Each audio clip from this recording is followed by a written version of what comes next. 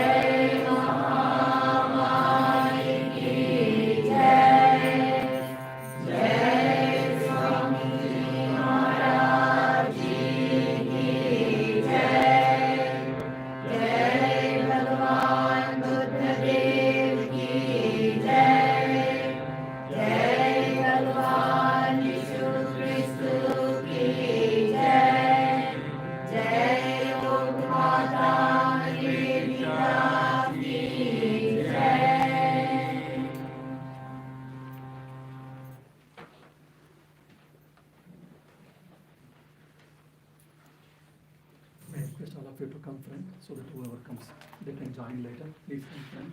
And don't give in between gaps, please.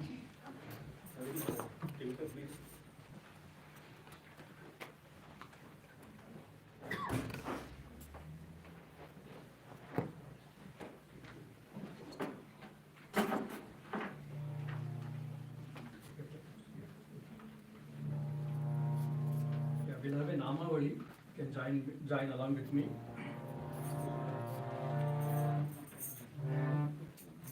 Om Namo Bhagavate Ramakrishna. Om Namo Bhagavate Ramakrishna.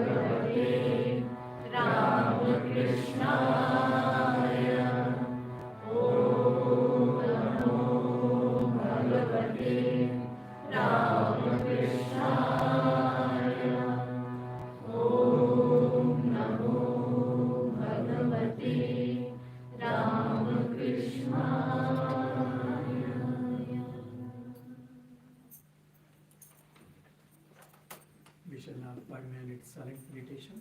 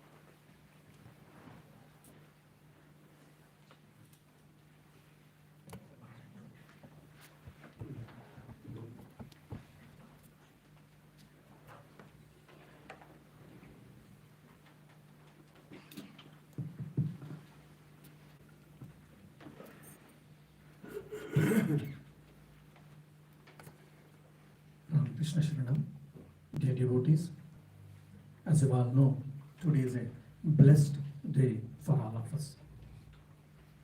In the scriptures, there is a story. As you know, Mother Ganges is considered as a purifier. Whoever wishes to get purified in India, especially we all go to Mother Ganges and we take a holy dip and we feel that we get holy and we get purified. So the Mother Ganga asked one section. Everyone is coming and they are getting purified and they are leaving their sin. Sin is, of course, from the Indian context I am speaking, not from the Christian theology context. So sin are the effects of evil actions. Everyone is getting rid of them, but it is getting accumulated in me. So what is the way, how can I get rid of these evil effects of the people? Then I think Lord Narayana said, whenever the saints, they take a dip in the Ganges or in you, all the sins, whatever you have got, you will get rid of it. And you will become purified. The Mother Ganges herself will become purified when the saints take holy dip in the Ganges. So that is the greatness of the saints, because they are the embodiment of living philosophies. Even when I joined, one monk was saying that, senior monk, to understand Sri Ramakrishna's teachings, Holy Mother's teachings or Vedanta, you should live with great people. Then only you will be able to understand, or you will be able to make out something. So today we are all blessed, and it is a great privilege for all of us. Today in front of us, we have got Revered Swami Suhitanandaji Maharaj, Senior Vice President, Ramakrishna Merchant Mission, Belur. Of course, from my joining days or from training center, I know Maharaj very closely. Is down to earth. How coming to contact with them, how it will help or how it can bring a change. Probably I'll give one simple example with me.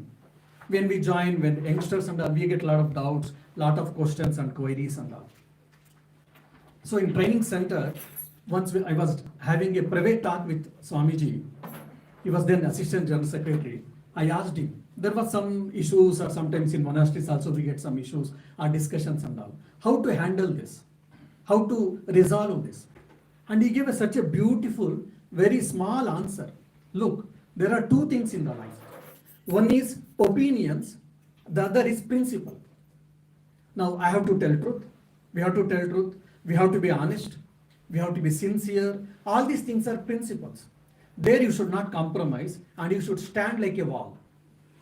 And when it comes to opinions, whether today we will do, for example, from Bengali context I am speaking, whether today alu pasto or jinge pasto, it is opinion. And same example, we will have this discussion with our Malvika. She, as you know, most of you, every week she comes and does flower vase arrangements. Sometimes she feels white flowers is better. I say white flowers goes merged with the background. I think different colors flowers may be better. Again, these are all opinions. But in our day-to-day things, because of these opinions, we get carried over either interpersonal relationship with husband and wife, our parents with children, our colleagues, or in the monasteries everywhere, we get carried over and we feel that we have got a lot of problems. So we feel we have got a lot of problems. For all the problems, that day I got a great wisdom from Maharaj that one small thing, you be flexible just like a air in the opinions, but when it comes to principle, you stand like a rock, then Sri Ramakrishna will be behind you, don't worry. So that became one of the guiding light for my entire life. So like that we can get lot of wisdom from Maharaj. And Maharaj himself got the wisdom with Revered Swami Premeshanji Maharaj. Some of you might have read, it is also available in his letters in English, go forward. And Maharaj himself has written his reminiscences and anecdotes or stories and all in a Bengali book. Whoever knows Bengali, definitely you can read that book. On behalf of Vedanta Society, on behalf of all the assembled devotees and personally, reverentially, I welcome Revered Maharaj for this August assembly. And today, I have requested Maharaj to talk how to mold our personalities in the shade of, in the teachings of Sri Ramakrishna. Many times when we say Sri Ramakrishna, many people think, or many people may quote, oh, it is one more cult, it is one more religion, one more sect, or it is becoming one more institution or whatever. So I only pity them that probably they didn't understand Ramakrishna properly. And this age-old question was not today's and yesterday's, and it is from long time. For that, I think Christopher Isherwood, he explains who is Sri Ramakrishna, who is from the Western country or from the Western land. He tells who is Sri Ramakrishna. Sri Romarola describes Ramakrishna as Messiah of Bengal, and Christopher Isherwood says, Sri Ramakrishna's life was 1,000-fold more than his teaching, a living commentary on the text of the Upanishads. Nay, he was the spirit of the Upanishads living in the human form. Nowhere else in this world exists that unique perfection, that wonderful kindness for all that does not stop to justify itself, that intense sympathy for man in bondage. He lived to root out all distinction between man and woman, the rich and the poor, the literate and the illiterate, the Brahmanas and the Chandalas, so on and so forth. He came to bring about the synthesis of the Eastern and Western civilizations. Indeed, not for many, a century past India produced so great, so wonderful a teacher of religious synthesis. The new dispensation of the age is the source of great good to the whole world, especially to India, and the inspirer of this dispensation. Sri Bhagavan Ramakrishna is the reformed and remodeled manifestation of all the past great epoch makers in religion. So Christopher Isherwood beautifully has portrayed who is Sri Ramakrishna and Sri Ramakrishna's message. So we are trying to understand Sri Ramakrishna's life and teachings probably in this light, and how to mold our personalities according to Sri Ramakrishna's life and teachings. And one more question may come for all of us. What is this Sri Ramakrishna's life and teachings very peculiar? One of the poet called Kuvempu, who is famous in Karnataka, is a national poet. He tells very beautifully that Sri Ramakrishna's teachings is nectar spirit, nectar spring. Whoever takes one or two teachings and whoever implements in their life becomes immortal. And wherever Sri Ramakrishna's gospel of Ramakrishna, in whosoever house it is there, that house is nowhere less than temple, he says. And himself followed the Sri Ramakrishna's teachings and all. So such Sri Ramakrishna's life and teachings we'll be hearing from Revered Maharaj, who has dedicated his life for Sri Ramakrishna, his life and his teachings and following them. Again, reverentially, I welcome Maharaj for this August assembly and request Maharaj to address all of us and blessings. Yeah, maybe health and safety issues. As you know, there is a fire exit door here, one, and in the Vivekananda there is a 2 fire exit doors. And first aid, if it is required in the library front itself, is there, and children's section also available for library. So if any children are there, I request to make use all of you. Thank you.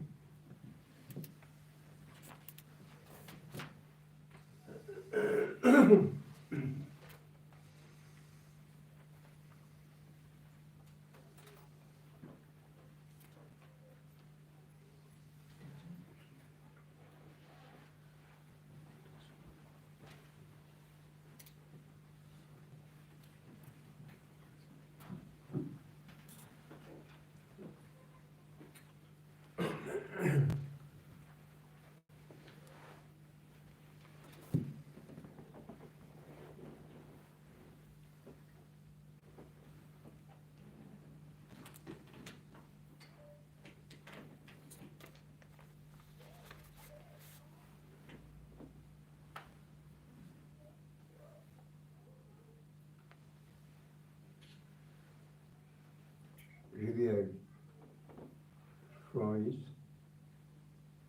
and the other devotees and the admirers present here.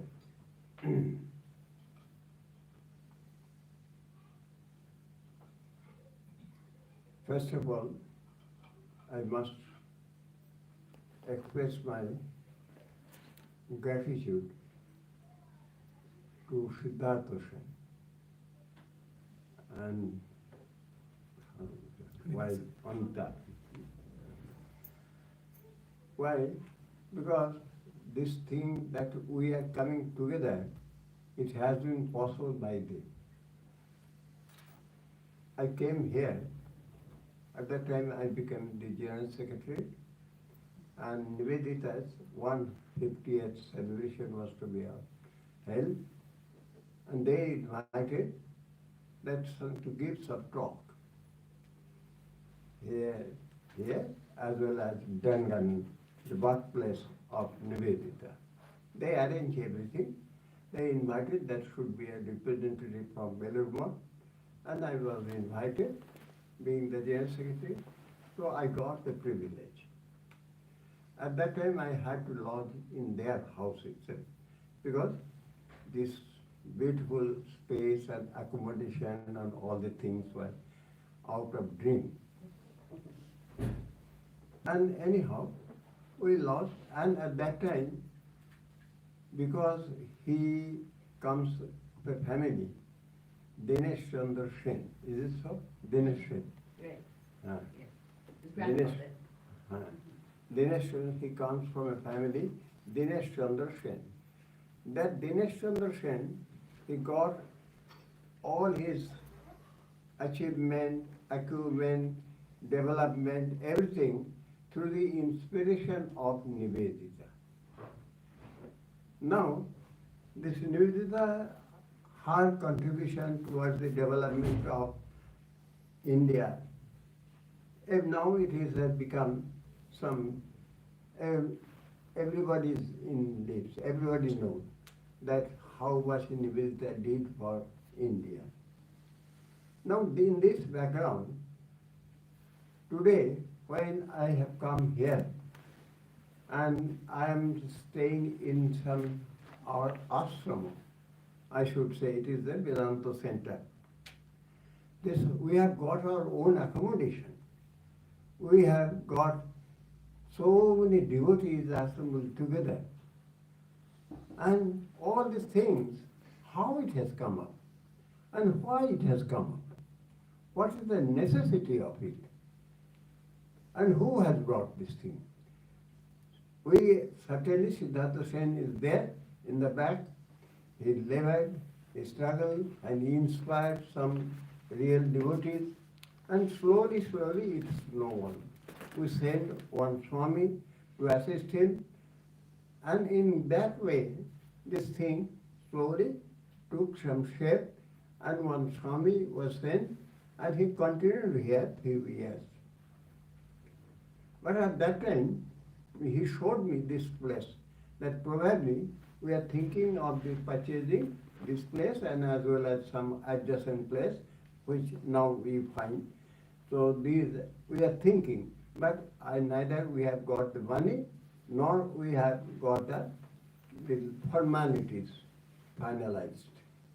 But still, today, when I find that we are getting such a spacious accommodation, comfortable lecture hall, beautiful shrine, so much of offerings and to Guru Maharaj.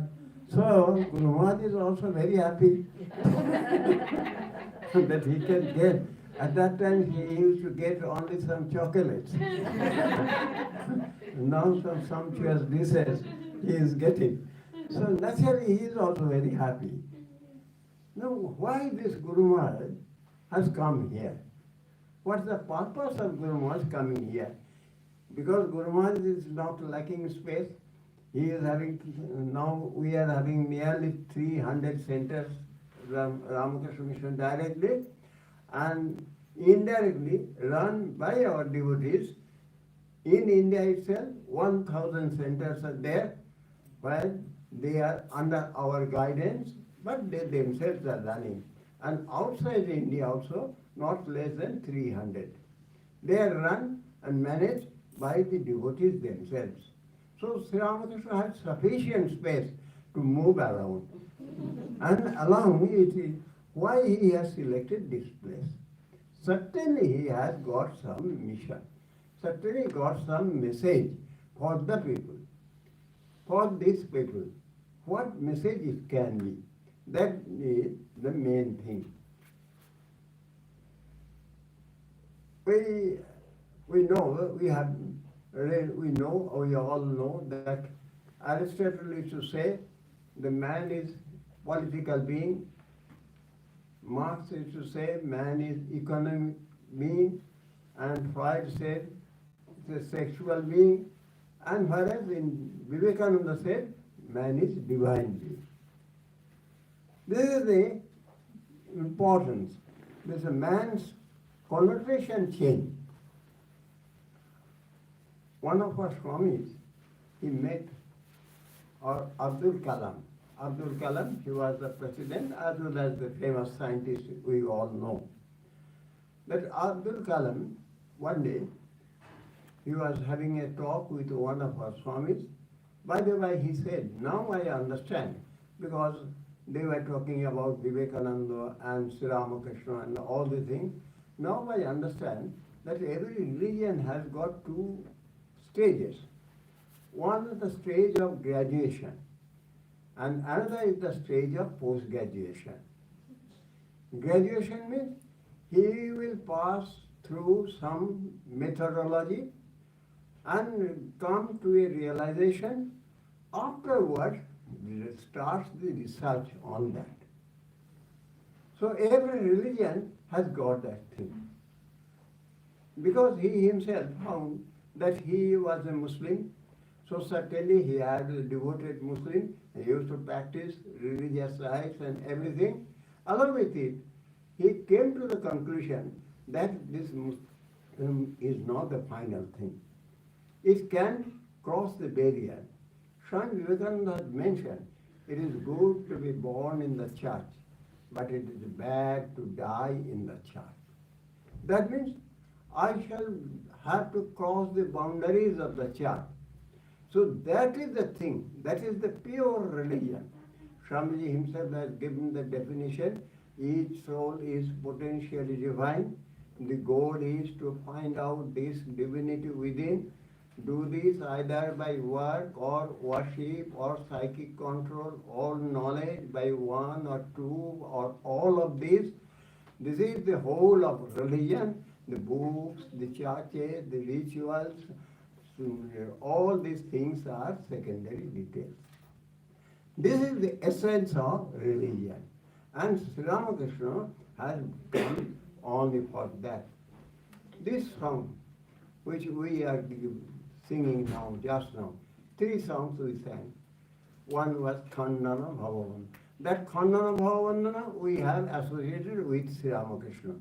But if you go through the theme, you will find nowhere Sri Ramakrishna is there.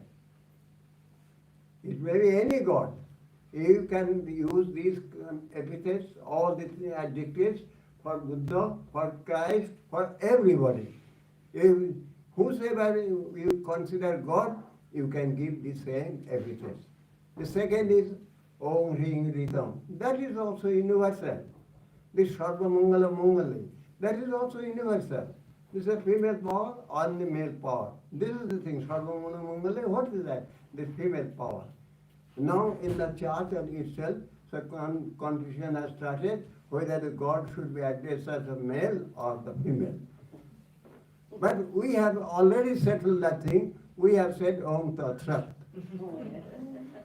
We have already settled thousands and lakhs of years before Om Tat Sat. That means it is neither male nor female. God can be anything. It can be with form, it can be without form. So anything God can be. Now the question comes, why this thing has come up here? Especially, not only in Ireland, but outside India. Apparently, Sri Ramakrishna, if we go through Sri Ramakrishna's life, apparently we find that he is a priest, and afterwards he had the realization of Goddess Kali, and there he did not stop. He had the realization of all the sections of Vedic religion, even up to Advaita. There also he did not stop. He continued up to Islam, he continued about Christianity, he continued, and other religions, whatever was available, he tested and came to the conclusion that all religions lead to the same goal. Recently, in London, we had the privilege, I would say that, Ruth Harris. Ruth Harris, the history professor of Oxford, we met her. She invited her because you know she has published the book Guru, Guru to the World, Vivekananda. A big, beautiful book, 900 pages book, and I am turning over the pages there. I got it there, turning over the pages. I found that how I could not get the time to go through the whole book. She came, delivered a talk also in our London Center. She said that how I had landed on this project. She is a critical. She said, what has appealed to me most? The one word, experience.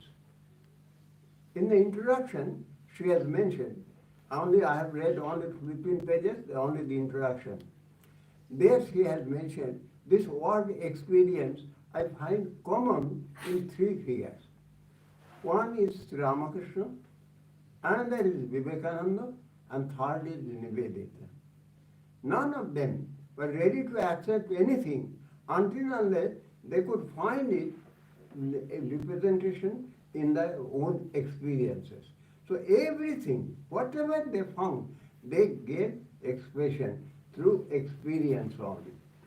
Sri Ramakrishna himself once, Nandanath said, I don't believe your Kali, I believe in your Radha Krishna, I do not mind. Radha Krishna, Kesto Festo Ami Manina. He said, Nandanath. Then what Sri Ramakrishna replied was, you need not accept Radha Krishna, but why not you will take the attraction, their emotions, their feelings, that portion, why don't you take? So just say the thing. That means he is giving the license, freedom for anything. Only you stick to your own judgment, stick to your own rationality, your own experiences.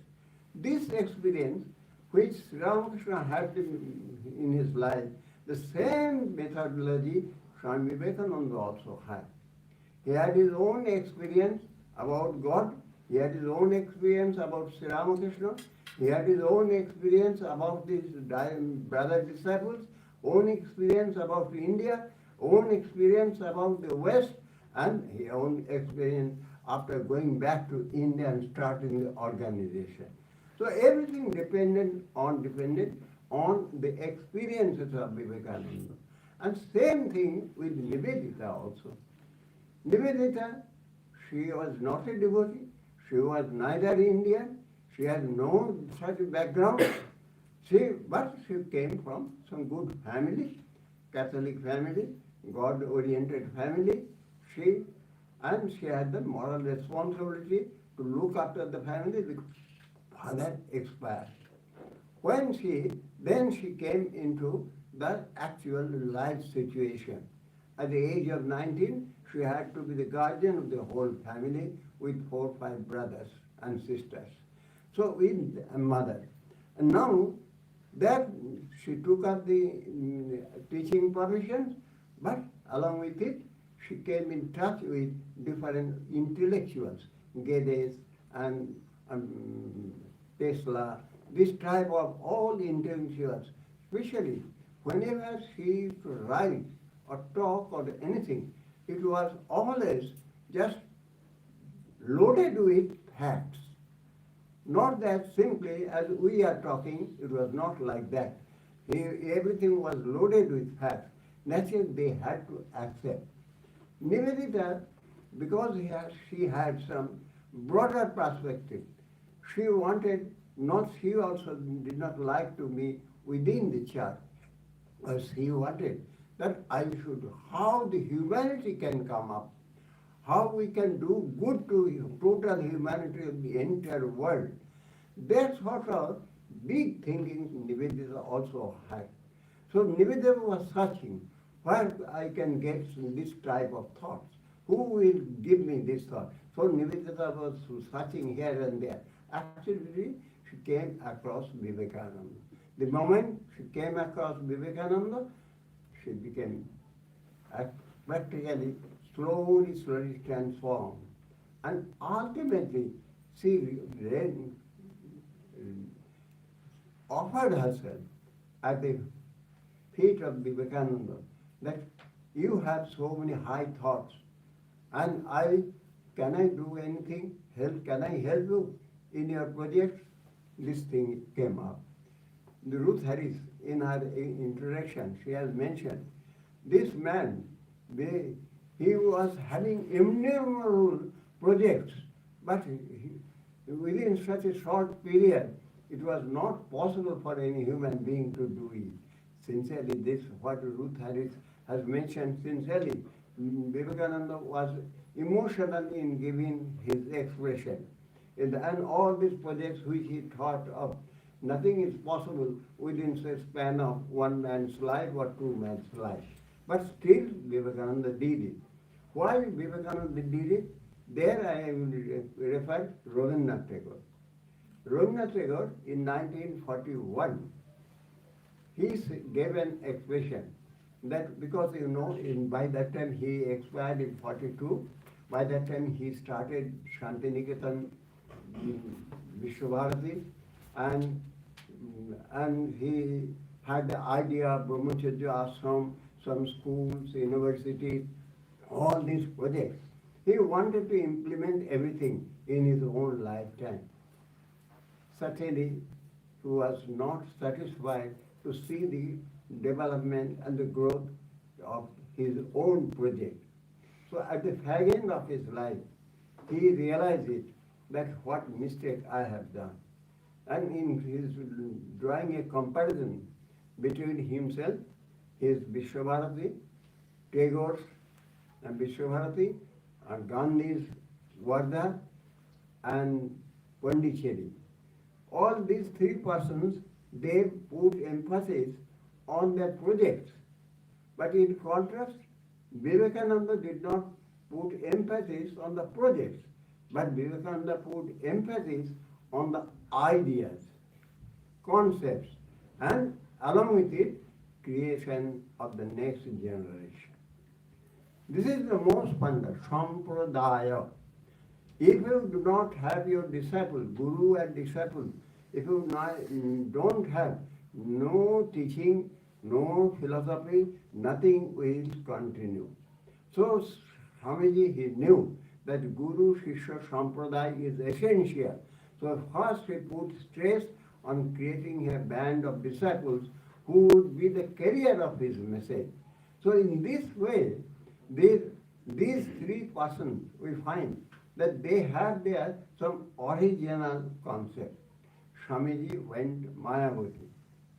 We all know that story. That when Swamiji visited Mayavati, he had his idea that these Western people who are acclimated with cold climate, when they will go to India for spiritual growth and training, where they would stay. It would be not possible to stay in the tropical climate of Calcutta or Varanasi or all these places. So he found out this Mayavati, which is a height and snow, so it would be suitable for them. Why he started? With that idea that universal concept of Swami Vivekananda, Sri Ramakrishna will be translated into action in their life there. They would lead the life in that idea. And when Swamiji went Mayavati, and he found in one corner in somebody's room a small picture of Sri Ramakrishna was there. So we all know that how much emotions he had, otherwise these songs and these stotras would not come out through the pain of the lips of Swamiji. But Swamiji was not satisfied there to see the image of photo of Sri Ramakrishna. Why not? Well, I thought at least there would be a place where people would practice freely. There will not be any charge. No charge. Freedom. Everybody should enjoy freedom. They themselves would find out that innate divinity, they themselves would find out that innate purity, they themselves will find out their innate goodness and selfishness. With that concept, I started this thing. But at that time he did not object. Did not object, simply when he came back, because after all it was the sentiment of one of his disciples, naturally he could not hurt him. But after coming back he felt that I expected that at least there should be one place where people would enjoy freedom. But this Ramakrishna has occupied that center also. So anyhow, you all know that Vimalananda, he had that confusion in his mind because he heard the comments of Swamiji, he was not satisfied. But whether Swamiji was correct or not, that confusion came. That whether I should keep the picture, what is the harm in picture, keeping the picture of Sri Ramakrishna? Then why Vivekananda objected to it? He had the deep confusion, he wrote a letter to mother. He wrote a letter to mother. And mother confirmed that no, what Nadan has done, that is the correct thing. Sri Ramakrishna was Advaita, and you also all belong to Advaita. And Advaita is the real truth. So that concept, this universal aspect of Vivekananda, universal aspect of Sri Ramakrishna, for that purpose, this organization, this institution has been started. Along with it, why you people have come? This institution has been started, and Belur and we and Siddhartha Sen and others, they felt inspired and they started it. But why you people have come? What is your role here? After this Second World War, there was some change in the total civilization. That means quick movement, quick treatment, medical treatment, necessary because in the war the soldiers to be sent for as cannon fodder. So the soldiers should be quickly anyhow treated so that they can go and stand for the war. Second thing, so that a changeover came in the philosophers in the medical science, and they started thinking how we can use this technology in a benevolent social life. And as a result, a big changeover came in the medical science. The surgery, artificial treatment, robotic, all the things, there's some quick treatment methodology for treatment of the patients. And these homes, all these patients, nursing homes and all the things, the outcome of this. Second thing, in the war, what is needed? War needed quick message. Message is to be sent as early as possible. If it is delayed, any catastrophe may come. Anyone, any party can be defeated. So the message, how to message? To telephone, telegraph, then telephone, and now it has come up to our this. Everyone is having with our mobile thing. That means this message from here now we can transmit, we can talk, we can see anyone to New York, to India, Bangladesh, anywhere. How quick transport system has developed. Now this quick transport means quick mind. The mind is to flit from one end to another end very quickly. And now you are getting the phone from your son in India that I am in such and such condition, what should I do?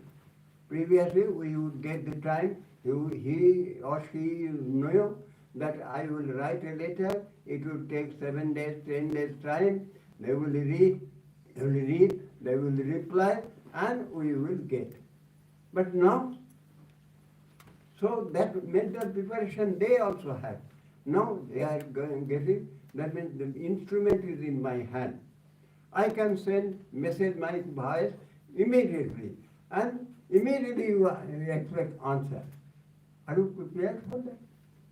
Are you prepared for that quick judgment? So instant judgment you will have to give. Instant decision you will have to give. If there is anything wrong in your judgment and decision, what catastrophe is going to happen? So the mind needs some training. As the world is so fast moving, simultaneously, mind also needs some training. Otherwise, the mind cannot handle so much speed. So how to counteract? That is the thing. That means some sort of meditation center. Om Namo Bhagavate, when you are doing, you all are stationed well in your life. You all are busy in your life. In spite of that, you have come here just only to chant one word, Om Namo Bhagavate Ramakrishna. What is there? It will not give you any dollar, nor it will give you any pound, no name, fame, age, education, nothing you will get, no scholarship, nothing of the sort. But still you have come. Why for? That means this is, you will give a peace of mind. So peace of mind, calmness of mind, that for that reason you have come. And that the common platform. Here Muslims may come, Christian may come, Hindu may come, Buddha may come, anybody can come. Here we have kept here. In our, I can cite one example. In Fiji, there is one meditation, universal meditation hall. They invited me for the inauguration. I went there. I could find there 5 photos are there. 3 photos I could identify, Sri Ramakrishna, Holy Mother and Swamiji. The other photo, all the photos are covered. The other photo, they said that tomorrow when it will be inaugurated, at that time you will see. All right, they wanted to keep me in suspense. I also enjoyed it. Then next day, I was surprised to find that 2 buses came. One bus came, one with priest, and another bus came with the mullah. And along with their devotees and their own persons. And we all went in procession into the shrine. First I just unveiled the picture of Sri Ramakrishna, and the Swami was there. He unveiled the picture of Holy Mother, and that Swami was there, so he unveiled the Swami Vivekananda. And one person was there, he was the father. That father, with all the rituals, whatever they do for opening of the church, with all the rituals, they unveil the statue of Jesus. And the mullah, he also was there. He also unveiled the picture of the last one. What was there written? Because we know the Muhammad's picture is not permitted, no deity is permitted. What was written there? Al-Haq. It was written Al-Haq. That is one of the names of Allah. In the Quran, Allah has been given 99 names. One name is Al-Haq. Al-Haq means the truth. Our Swami, he previously consulted with that mullah and they agreed, so that was unveiled. And in this way, they see, and afterwards I read from the Gita, he read from the Quran, he read from the Bible, and afterwards we had some common feast. And the story does not end there. Next day evening, I could find one lady with her grandchildren came and sitting in front of the shrine, and just in front of the deity. I asked the mother, grandmother, do you come here? Well, no, I am a Christian. Previously, generally when I used to get chance, I used to go to the church. Now, yesterday, my father has installed Christ here. It is as good as church to me. So this is the thing. The Ramakrishna, he came here not for this one person or any person, whosoever would have to have a little bit of feeling for goodness, let him come and take, be benefited, as you are being benefited. I simply pray to Guru Maharaj, Holy Mother Swamiji, Buddha, Jesus, and Nivedita, give their choices, blessings on all of you to be the base carrier of this message. To be the carrier of the message. Arnold Toynbee, the famous historian, mentioned one word, creative minority. The Ramakrishna mission, the Ramakrishna followers, they are the creative minority. That means they are very small in group, but wherever they will be, they will create something, some force, some vibration they will generate. So that opportunity has come to you. You also try to spread this universal message of Sri Ramakrishna in the society through your life and action. Thank you.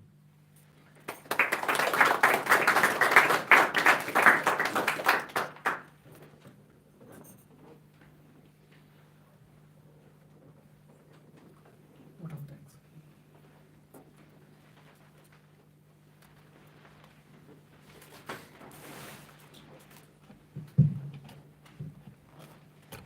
Thanks, anyone. Okay, fine. Okay. Right. So we,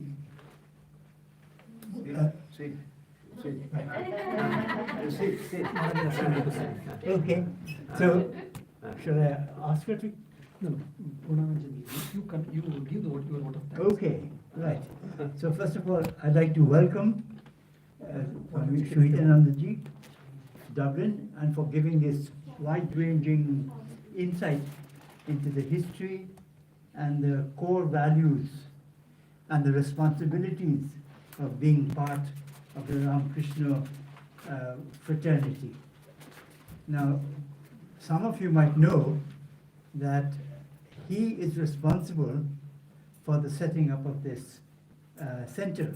He was then the General Secretary of the mission, and it was through his board that the decision was taken. And then he kept an eye and he helped at the early stages of the system to develop. He came here and he inspected this building, which was in a bad shape, but the size was right and so on, and that's the things he did.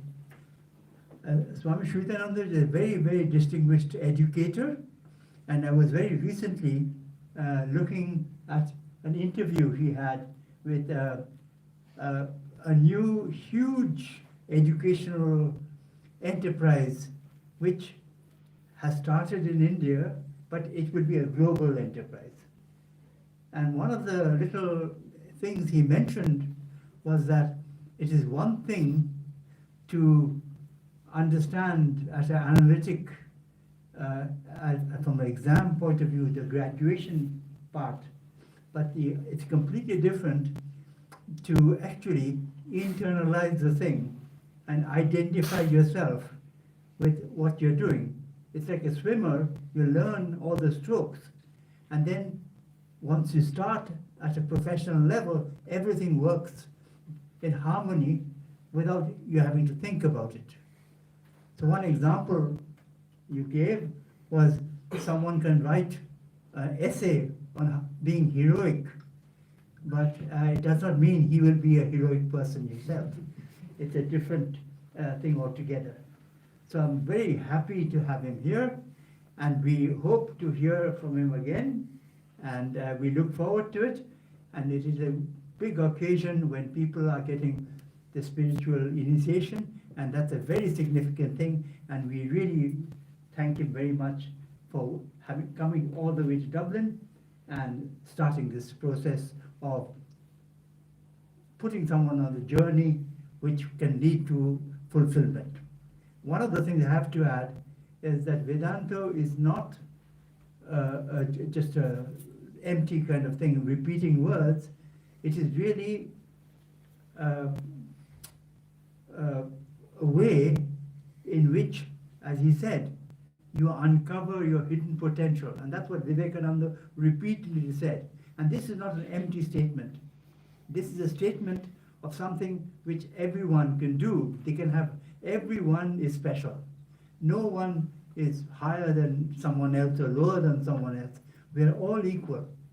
And there are no boundaries between race or religion or caste, nothing like that.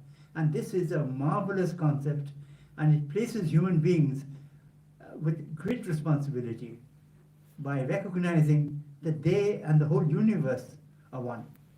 And that's an amazingly powerful idea. Thank you very much.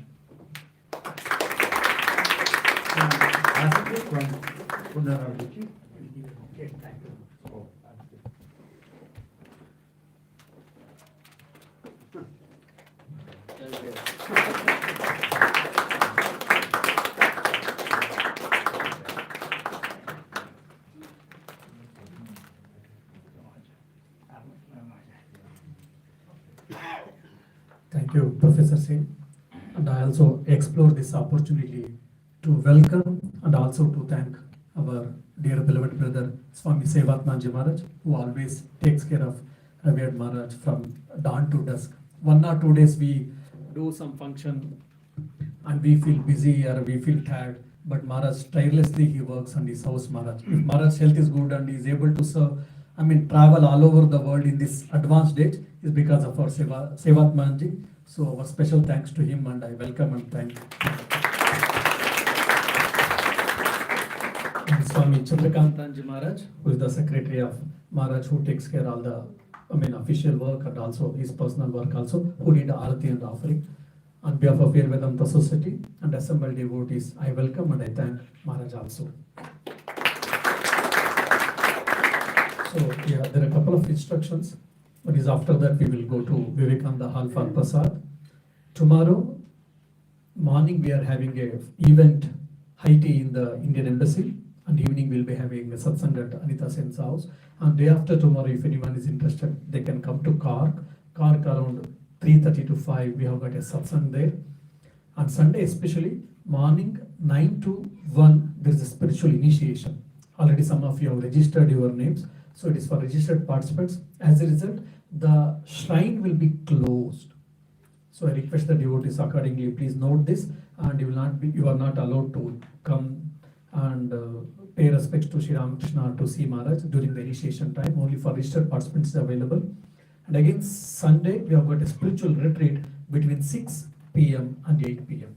So I request all of you to come and to hear Maharaj talk and receive the blessings. That day the talk will be on how to spiritualize our life every day. Or spiritualizing everyday life is the subject or topic of the talk. So I request all of you to have a prasad and also to visit or to come personally on Sunday. Thank you. Om Shanti Shanti Shanti Hari Om Tat Sat Shri Ramakrishna Arpanamastu.